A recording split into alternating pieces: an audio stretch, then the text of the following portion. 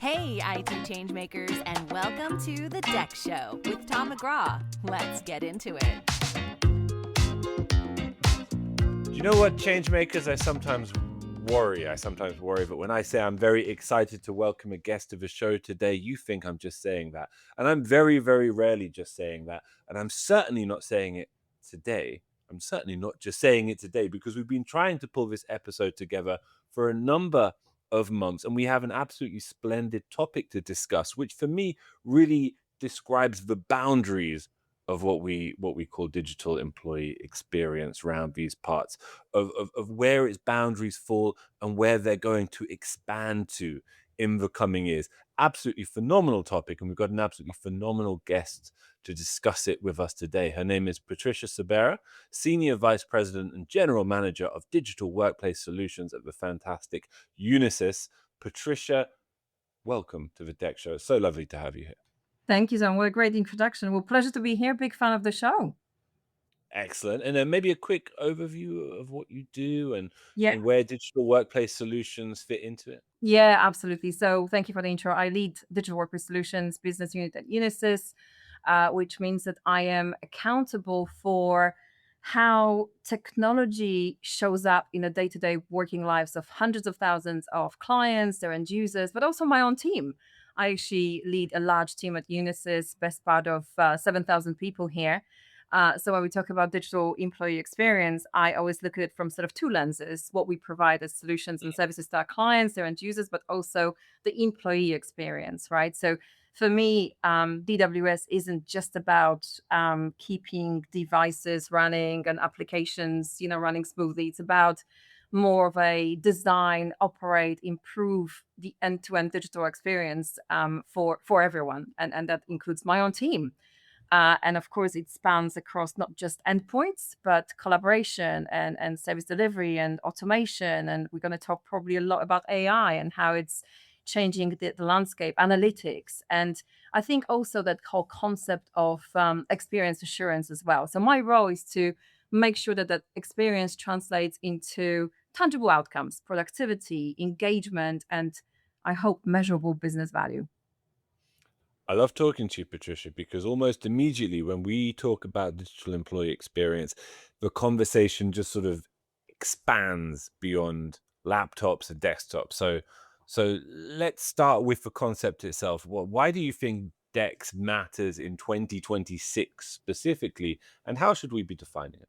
Yeah, it's a great question. And look, I love seeing the evolution of DEX. I love the fact that DEX is no longer tied to a specific location or a specific device or even a single kind of ecosystem.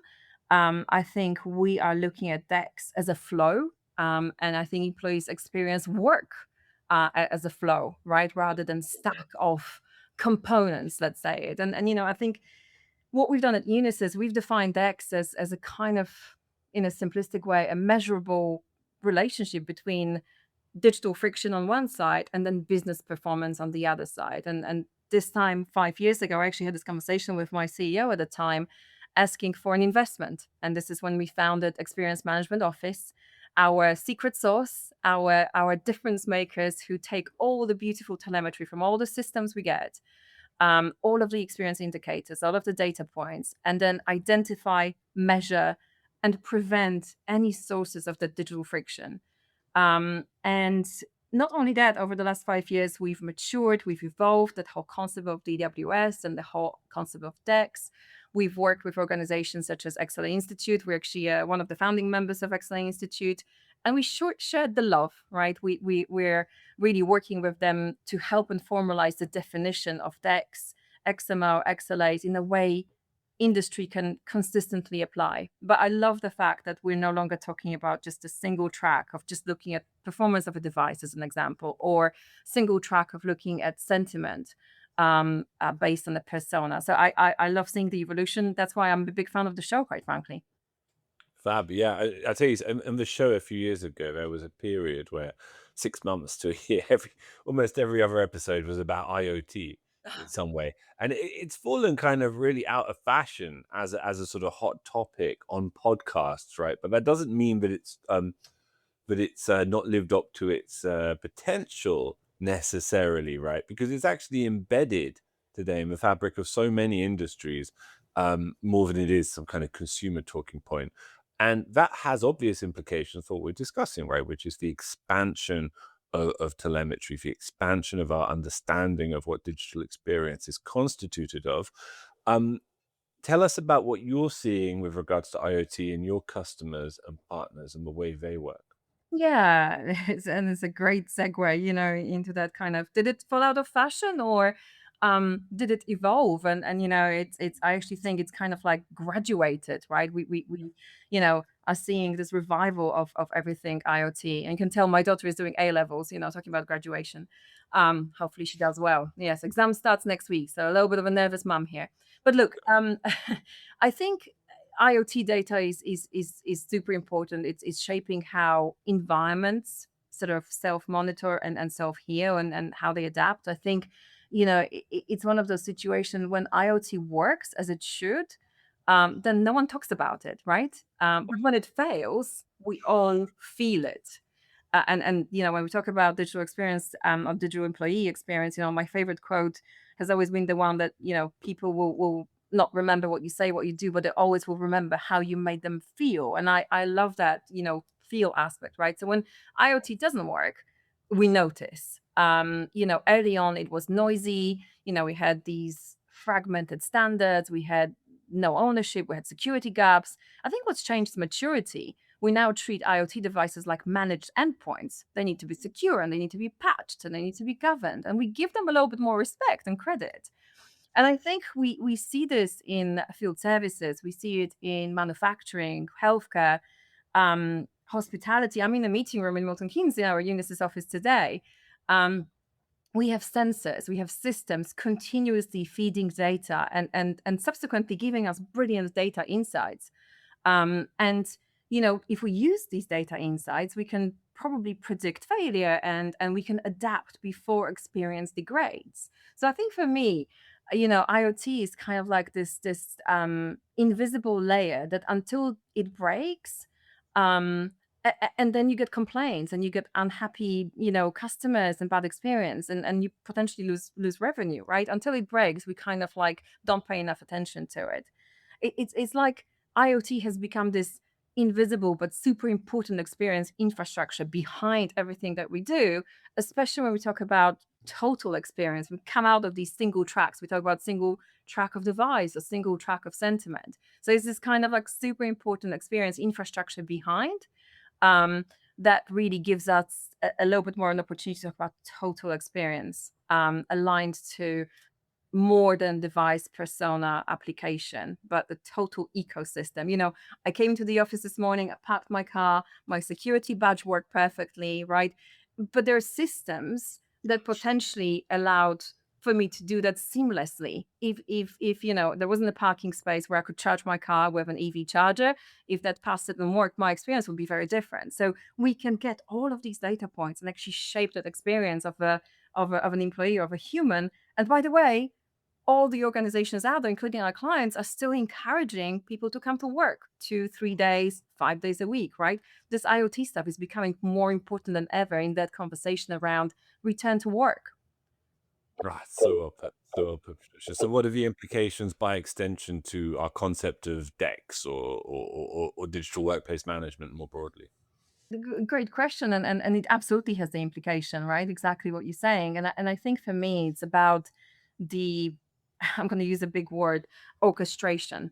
It's the end-to-end orchestration. Is that kind of like symphony of environment data, endpoint data, service data, sentiment data. All of this has to come together holistically for us as employers to shape the experience of our employees, to entice them to do ultimately what our corporate kind of objectives, goals, mandates are, right? But at the end of the day, we're dealing with a human who will pay attention to overall holistic experience. And not only that, we've got 4 generations in the workplace. I think if I look at Gen Alpha, or my daughter, who's kind of like, I think, Gen Z, Gen Alpha, her requirements, her expectations completely different to mine. I probably will deal with some friction and pain thinking, okay, yeah, expected, right?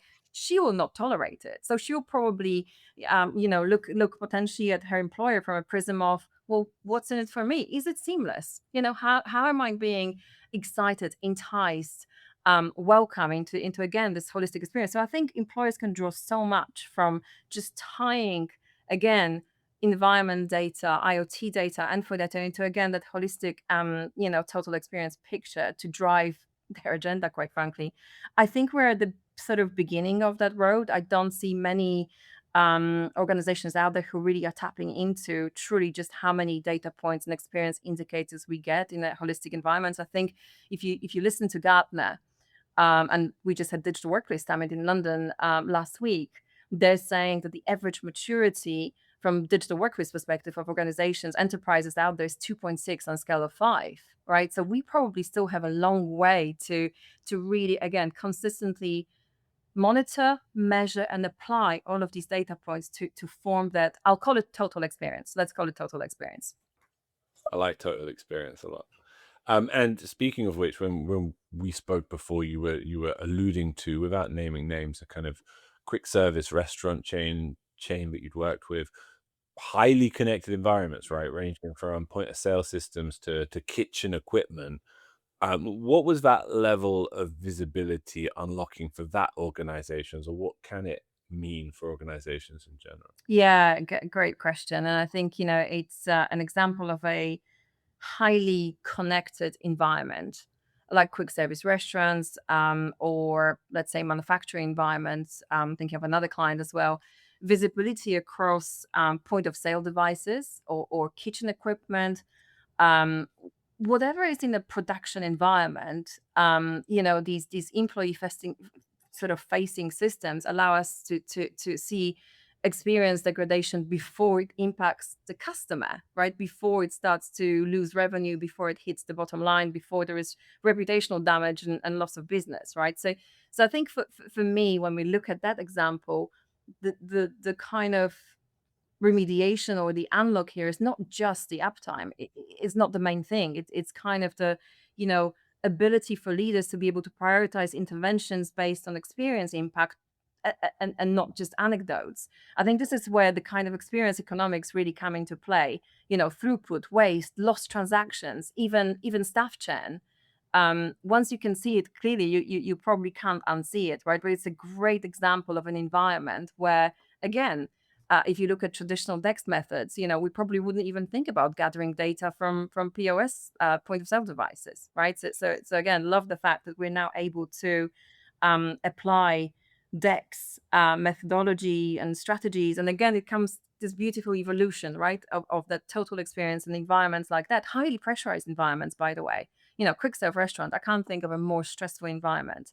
But again, we're able to look here holistically and prioritize again these interventions based on experience, and hopefully reduce that digital friction and prevent lost transactions and waste of time is just so important in those fast-paced environments, production environments. It's an amazing example of illustration of what you're talking about. But as you alluded to earlier, Patricia, like, it's not limited to certain industries, right? Even if we take the office today, we enter, as you mentioned, a much more connected environment than one we were used to 5 years ago or less.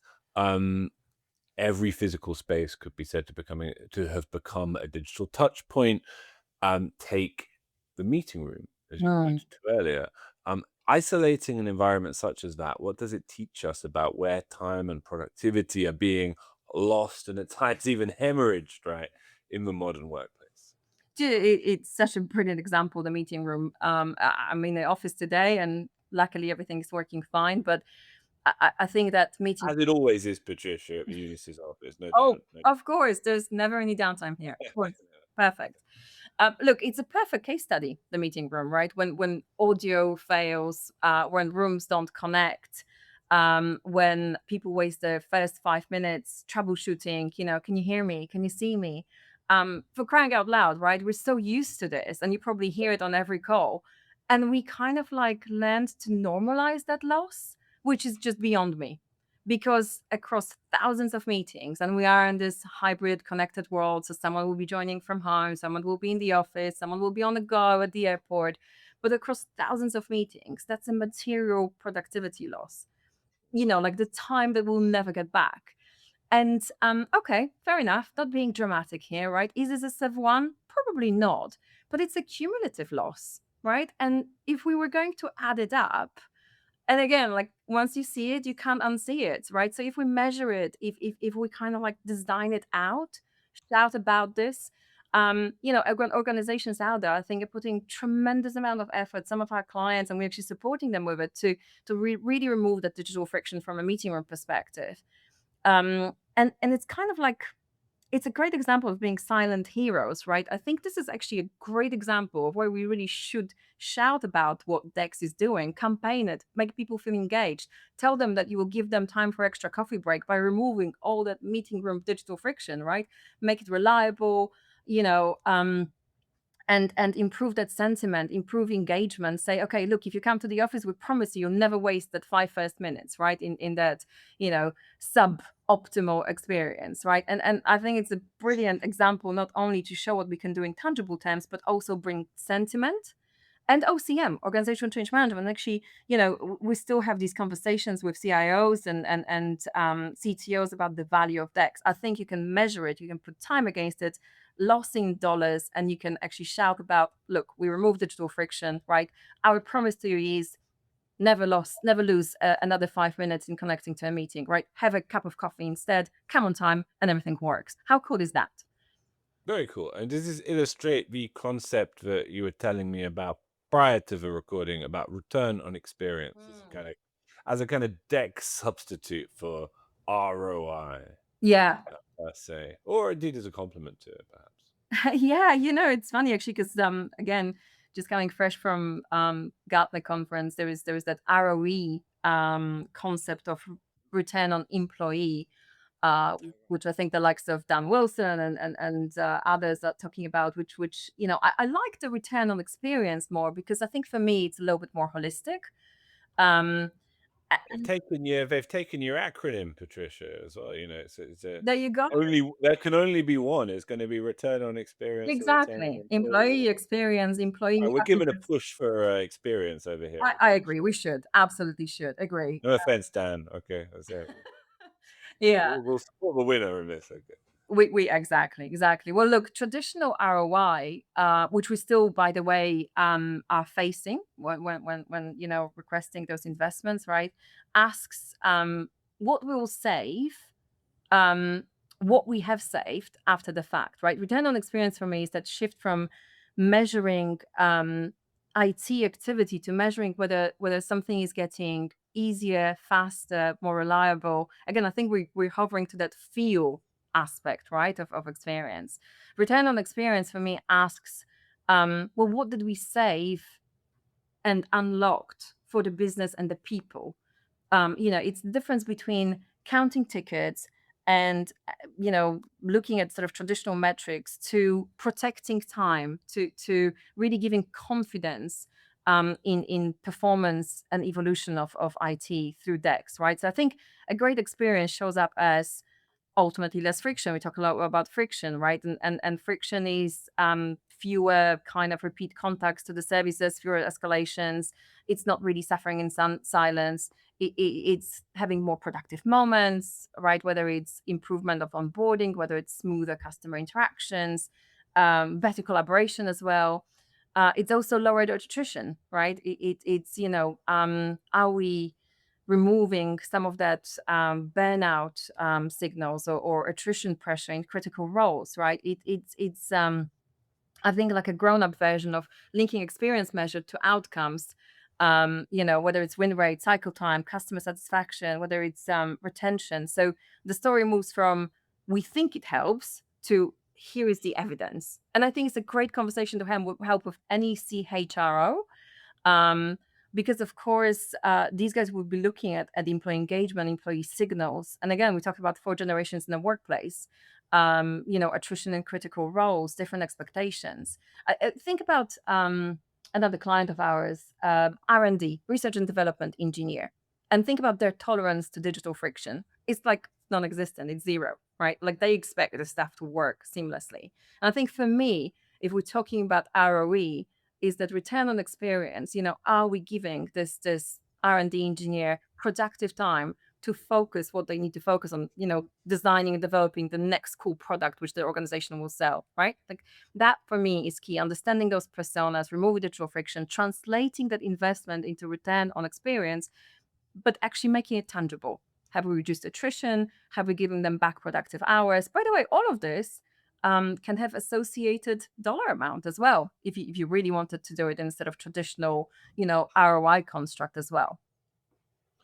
And is that what we revert to when we're trying to communicate with CIOs and CFOs, or does that kind of should our expectations of their appreciation of what proactive preventative experience management can and should mean in their workplaces, should our expectations be a bit higher of how they understand things today? It's a great question. I think it's the juicy kind of stuff that any leader starting the DEX journey will be asking, right? I think that the conversation changes when leaders see that these traditional, let's call them reactive models, are more expensive, not cheaper. I think we can safely say that incidents and management of incidents cost more than prevention. We have this data point now. Escalations cost more than data insights. I think what convinces CFOs, CIOs is that proactive, preventative experience management reduces volatility of systems, right? Reduces that downtime. It stabilizes costs, improves the predictability, and I think helps us to, again, remove that friction before it occurs, right? And I think we matured in this space. I think, again, we talked a little bit about, say, top 5 metrics you could give to a CFO or a CIO to pay attention. Attrition, you can absolutely put a dollar amount to. Cost to replace assets and say, for example, intelligent device refresh strategies. So we don't just replace assets based on warranty cycles, but we actually truly look at performance of a device, right? You can definitely put value against this and link it to ESG objectives. Cost of lost productivity driven by digital friction, expressed in hours, minutes, however you want to express it. Absolutely, we can put a dollar amount against it. I like the next one, cost of underutilized software. So we do the software metering. Does everyone in the organization requires Copilot Studio or, I don't know, good old Visio, right? Probably not. Can we seamlessly remove it based on usage and just have a little pop-up saying, hey, we've noticed you haven't used it for a month. We're just going to remove it, right? But if you object, click here, kind of thing. Again, you can put a dollar value sort of amount to it. Cost of engagement tools, which I think can be combined as well. So, many organizations are still doing these annual engagement surveys, right? And then take like a month to analyze the results. And then they build these strategies. Whereas actually you've got real-time sentiment opportunity here with DEX, which, by the way, yeah, I mean, it's like the most understated aspect of DEX overall. We still have our clients and customers, reluctant to switch on the sentiment capability within any DEX tool they're operating because they feel like bombarding their employees with questions, considering there is service on the back of every closed incident, considering there might be, little devices on entering the sort of building, gathering feedback, considering they do annual surveys, which take months to analyze and then produce, detailed reports. I'm really surprised because I think it's one of the most understated areas of DEX. And I think, having real-time visibility, again, of how employees feel versus this kind of backdated view of a survey that happened in a previous quarter is just crazy, right? We're living in these times of unprecedented change. And I think one thing that we should be giving back to the employees is ability to provide real-time feedback and respond to it. And for me, any good DEX tool will have sentiment capability, which very often tends to be the first thing we switch off. And then gradually we sort of, build it into perhaps at the time of a major refresh. moving OS, for example, right, from old version to new version, we might sort of then say, oh, let's do a quick survey as a pop-up saying, we've just migrated you. How do you feel about using the new system, et cetera, right? So we're starting to dip a little bit our toes in sentiment, but I would encourage anyone out there to move away from stale ways of measuring engagement, which are outdated and very often retrospective and looking back to a little bit more real time. And again, shout about it, right? Bring OCM, organization change management, into it and say, hey, last week you told us that specific application sucked and it took 2 minutes to launch. Well, guess what? We did something about it in 48 hours. Hopefully you enjoyed the new experience. How cool is that, right? Straight away, you've got credibility of IT actioning something in real time. What's the point of connecting our entire workplace if we don't connect to the emotions of those employees who occupy it as well, right? Exactly. You paint an amazing portrait, Patricia, and we haven't even got to AI's role in it yet. So how does that impact the digital workplace as you describe it, particularly perhaps when it comes to things like cost, automation, scaling, expertise? Great question. And I think we're just kind of learning on the go on this one, right? AI is literally, again, revolutionizing how we work. And we just talked about unprecedented pace of change. Well, look, I think AI's biggest impact for DWS, for me, it's around monitoring and then translating signals into insights and decisions, right? So churning data versus providing insights. If I think about my experience management office team, which we founded 5 years ago, and what they were doing 5 years ago versus now, think about spotting patterns across thousands of data points and experience indicators and signals and triggering the right action at the right time, right? So to reduce noise, predict failure, build automation scripts, that took time. Now AI is helping this with this to literally remove all of that time and just apply that insights to a specific environment and advise our clients, about changes they can drive will have the biggest impact. So I think in digital workplace services, that means, we can have fewer tickets and faster resolution and better prioritization, more kind of consistent experience with AI. And look, I'm very conscious of the fact that anyone who's listening to this will probably say, oh, so has your size of your XMO decreased, right? Because AI has taken some of that churn. Well, look, the goal is not to replace people, it's to multiply their effectiveness. I think you guys at Next Thing are doing some clever things with Spark and autonomous detection and resolution, or AI Drive, right? Ability to really assess how successful AI adoption is across the enterprise. And we all evolving, right? We're all using AI to augment the human. But I think it's a great question, and we're talking about experience, digital employee experience, DEX. I also think that AI is a threat to DEX providers. It's like this perfect disruption moment. I think DEX fundamentally, as a data layer and an insight engine, is threatened, because if AI can replace, how we kind of analyze this data, then look, DEX providers will need to reinvent themselves, right? There needs to be 2-3 extra value points and bonuses, whether it's, I don't know, all-in-one DEX tool, remote control, remote assist, autonomous resolution platform. I think DEX platforms will get replaced unless they own the action, the resolution layer, not just insights. So if your DEX story ends in a dashboard, I think you're already getting disrupted. Fast forward then, Patricia, 2 to 3 years, what do you think is going to define the next phase of digital employee experience? And what should businesses be doing to future-proof their own digital workplaces?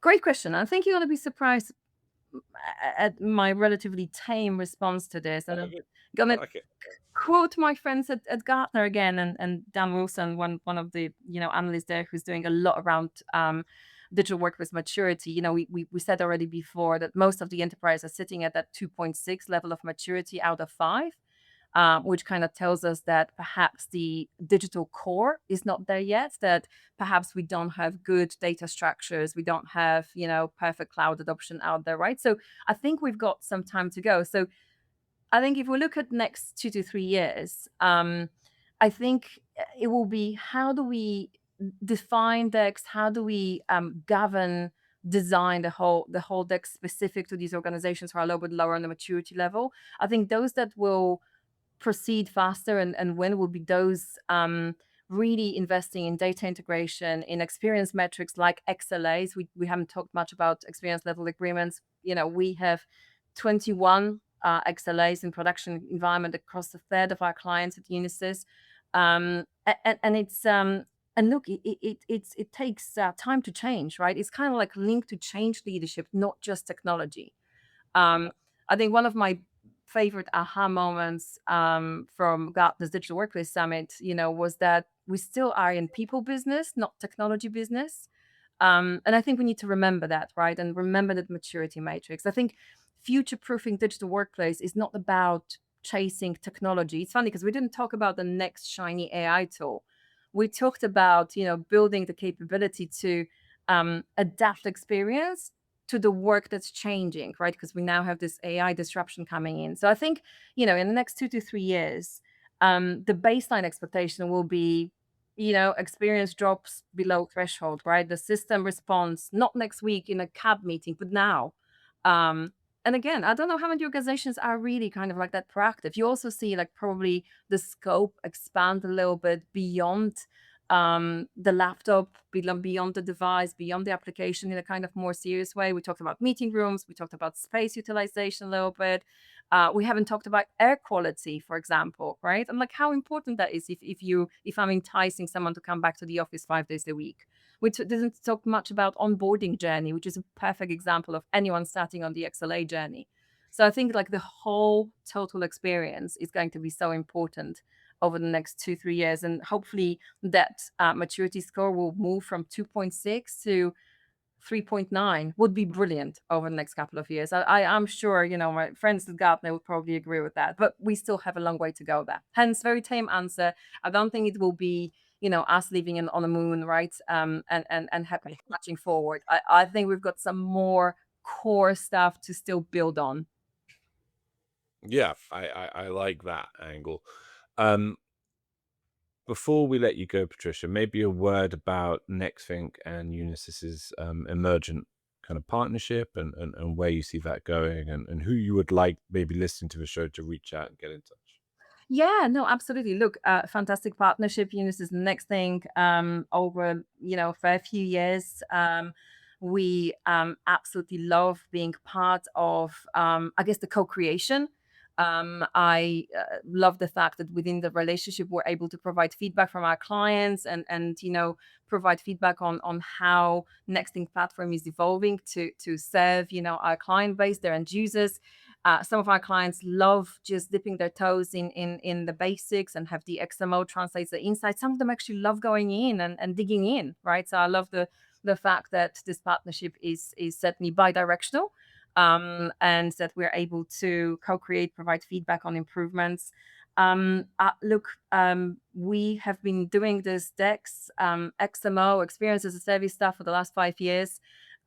Super passionate about it. It's not the only area of digital workplace here at Unisys, but it's certainly an area of continuous investment for us. We've been lucky enough to be acknowledged by Gartner as leaders in digital workplace. And I really, truly believe that it's predominantly based on what we've done with digital employee experience and how we're using partnerships like with NextThink to really drive that experience agenda forward. And make a difference to our clients, their end users, help them drive their growth agenda, their employee sentiment and engagement agenda, and in many cases also help them with cost savings and efficiency. So it's just serving multiple objectives, and it's certainly been a great partnership. So I would invite anyone who is either on that journey of DEX or starting on that journey to come forward. Happy to help them with maybe the beginning of that. I think it's interesting, how there's still so much perhaps apprehensiveness around, what do you mean XLA? It's scary, right? And you can just start super small, super small with maybe a couple of XIs, experience indicators, and build your first XLA with actually no hassle at all. You probably have all this data coming through various systems, right? And I love the topic. I hope we evolve. I hope we move on digital maturity matrix, and I hope partnerships like this one will continue to help us drive the agenda and the evolution of DEX. Patricia, I don't know anybody who speaks better on well, what you call total experience. It's been an absolute pleasure to have you on the show for the first time. Do come and see us again, won't you? Oh, absolutely. We'll be very happy to tell you about all the evolution and all the developments. Thank you, Tom. Thank you so much. That's it for this week's DEX Show. We'll be back next week. And if you don't already, be sure to follow the show so you don't miss an episode. Until next time.